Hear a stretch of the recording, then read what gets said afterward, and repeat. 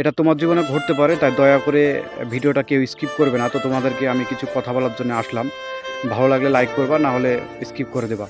তো আজকে একটা ঘটনা শুনলাম আমার একটা বন্ধুর কাছ থেকে, ঠিক আছে? খুবই দুঃখজনক ঘটনাটা তোমাদেরকে শেয়ার করব। তো তার বাবা ছিল খুবই অসুস্থ। তো সত্যি কথা বলতে তারা খুবই গরিব ছিল, ঠিক আছে? মানে ঠিকমতো খেতে পারতো না। তো সে লাইফে কোনো ইনকাম করেনি। আ এদিক ওদিক ঘুরে বেড়িয়ে পয়সা সব নষ্ট করে দিয়েছে। তো তার তার বাবা খুবই অসুস্থ হয়ে যায়।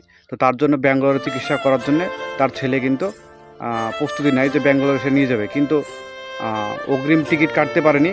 হঠাৎ করে অসুস্থ হওয়ার কারণেই তোমার হঠাৎ করেই লোকাল ট্রেনে বহরমপুর থেকে কলকাতা, মানে হাওড়া থেকে ব্যাঙ্গালোরে লোকাল ট্রেনে তোমার যে সমস্ত মানে লোকাল বলতে যে ট্রেনগুলোতে তোমার তৎকাল বা অগ্রিম বুকিং করে যে টিকিটটা হয় সেই টিকিট কাটেনি। ডাইরেক্ট ওখান থেকে স্টেশন থেকে টিকিট কেটে ডাইরেক্ট ওখানে চলে গিয়েছে। তো এমনিতেই অসুস্থ ছিল। তারপর লোকাল ট্রেনে যারা মানে যাতায়াত করো তারাই জানো যে লোকাল ট্রেনে কীরকম পরিমাণে ভিড় হয়, কতটা কষ্ট হয়।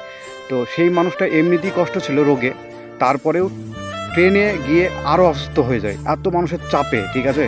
তো আজকে হয়তো তার কাছে পয়সা থাকলে ট্রেনে যেতে পারতো। তো সবথেকে বড় বিষয় হচ্ছে যে অসুস্থ থাকাকালীন সেই মানে সেই বন্ধুর বাবাটা ট্রেনে যেতে যেতে মারা যায়।